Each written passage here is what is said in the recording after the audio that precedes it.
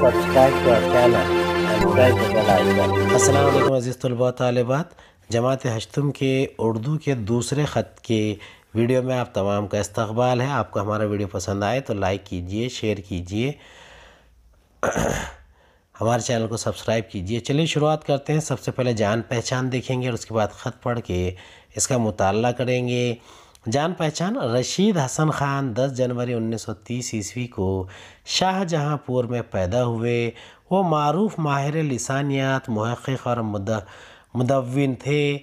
इन्होंने कई अहम क़दीम किताबों की तदवीन की और इन्हें शाये किया।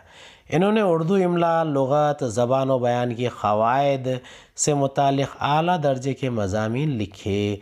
इबारत कैसे लिखे, इंशा और तलफ़्फ़ुज़, तफ़हीम और तलाश व ताबीर इनकी अहम किताबें हैं। 26 फरवरी 2006 ईस्वी को शाहजहाँपुर में इनका इंतकाल हुआ। ये ख़त से प्रोफेसर निसार अहमद फ़ारूक़ी, दिल्ली यूनिवर्सिटी के नाम लिखा गया है। चलिए इस ख़त का मुताला करते हैं, इसे पढ़ते हैं और समझने की कोशिश करते हैं। ये कहाँ से लिखा जा रहा है? शाहजहाँपुर से। तो यहाँ पर पते की जगह पर सिर्फ शहर का नाम लिखा गया है। 7 मार्च 1996 ईस्वी। मुहिब्बी फ़ारूक़ी साहब, मुहिब्बी के यानी मेरे दोस्त, फ़ारूक़ी साहब ये जिन्हें लिखा गया है। आपका ख़त मरख़ूमा यौम ईदुल फ़ित्र और दूसरा ख़त जिस पर 28 फरवरी की तारीख़ मंदरज है, मुझे कल एक साथ मिले। मरख़ूम रक़म किया गया, लिखा हुआ उसे कहते हैं। यानी यहाँ पर यौम ईदुल फ़ित्र और दूसरा ख़त 28 फरवरी को मिलने का तज़किरा है। मुंदरिज है यानी लिखा हुआ है, दर्ज किया हुआ है।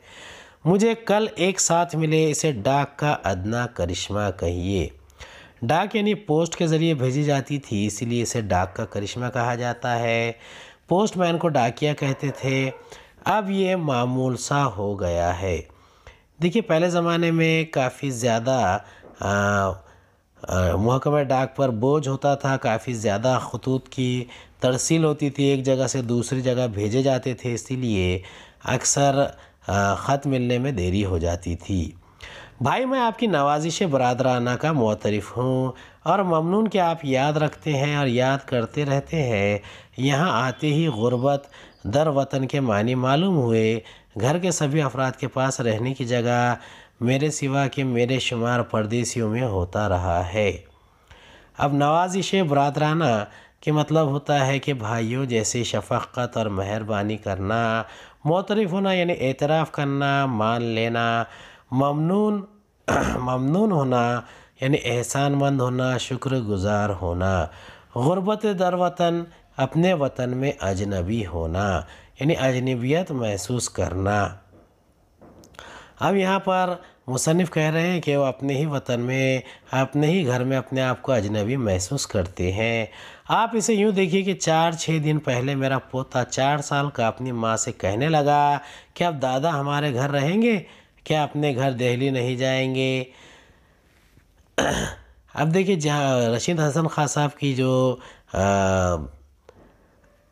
नौकरी थी वो दिल्ली में थी, इसी लिहाज से वो दिल्ली जाते आते रहते थे, इसलिए अफराद ख़ाना उन्हें दिल्ली का समझने लगे और बच्चे भी ऐसे ही समझते थे। सारी किताबों के बंडल बांधे पड़े हैं अब तक, इसलिए मजबूरन एक कमरा अपने लिए बनवाना चाहा, यानी दरवाज़े पर हाथी बांधना चाहा।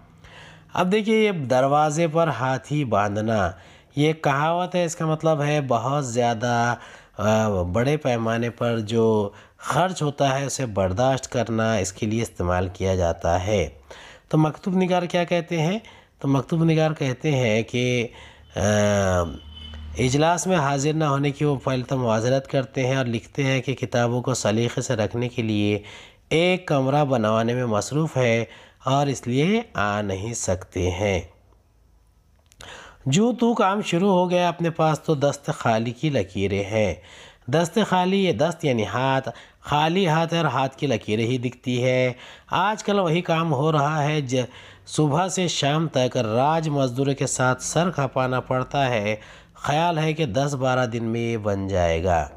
اب یہ راج مزدور پرانے زمانے میں جو بیلدار یا مزدور ہوا کرتے تھے انہیں راج کہا جاتا تھا۔ وہ ایک قسم کی ذات کی مناسبت سے بھی یہ لفظ استعمال کیا جاتا تھا۔ اب یہاں پر کہتے ہیں کہ مزدوروں کے ساتھ مصنف سر کھپا رہے ہیں تاکہ مکان جلدی بن جائے، کمرہ جلدی بن جائے، اور اس لیے وہ نہیں آ سکتے۔ یہ فضول داستان اس لیے سنائی کہ آپ یہ نہ سمجھیں کہ آنکھ اوجھل پہاڑ اوجھل والا معاملہ ہے۔ یعنی یہاں پر مصنف کہتے ہیں کہ اگر ہٹ گیا تو کام بگڑ جائے گا، آنکھ اوجھل ہوئی تو سارا کا سارا کام مشکل ہو جائے گا، اگر 2 دن کے لیے بھی اس وقت ہٹ جاؤں گا تو کام بگڑ جائے گا۔ کفایت شعری کے لفظ سے راج مزدور واقف نہیں، اور میرا کام اصلاً اسی کا تعارف ہے، یوں ہٹ نہیں سکتا۔ یعنی مصنف نے اس بات کی طرف اشارہ کیا کہ مزدور اپنی منمانی چلاتے ہیں اور وہ وہاں سے ہٹ نہیں سکتے، ورنہ ان کے کام میں کوئی کھوٹ رہ جائے گا یا کمی رہ جائے گی۔ مقصد اس ساری دراز نفسی کا یہ ہے کہ اس بار میں غیر حاضر ہی رہوں گا۔ یہ کوئی آخری جلسہ تو ہے نہیں اس ادارے کا، اس لیے اس کا وعدہ کرتا ہوں کہ اگلی بار ضرور شرکت کروں گا۔ آپ مجھ سے متفق ہیں نا؟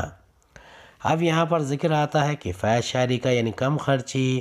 دراز نفسی مراد زیادہ کہنا، کلام کو طول دینا، مندرج یعنی درج کیا ہوا، لکھا ہوا۔ اب اس میں مصنف وعدہ کرتے ہیں کہ وہ اگلی بار ضرور شرکت کریں گے، اگلی مجلس میں ضرور حاضری دیں گے۔ اقدس کے معنی مقدس، پاک، گرامی نامہ کسی بڑے کا خط، صادر ہونا، پہنچنا، لغو، جھوٹ، بے معنی، بیکار، بیہودہ، صریح، صاف، ظاہر، ملاحظہ، مشاہدات، دیکھنا، قلت، کمی، تردد، شک، معتبر، قابل اعتبار، سینسر شدہ، جانچ پڑتال کیا ہوا، بفضل مراد خدا کے فضل سے، اہلیہ، بیوی، محبی، میرے دوست، میرے مشفق، مرحومہ، رقم کیا ہوا، لکھا ہوا، نوازش برادرانہ یعنی بھائیوں جیسی مہربانی، معترف، اعتراف یا اقرار کرنے والا، ممنون، احسان مند، شکر گزار، غربت در وطن، وطن میں اجنبی ہونا، دست ہاتھ۔ کفایت شعری، کم خرچی، دراز نفسی مراد زیادہ کہنا، کلام کو طول دینا۔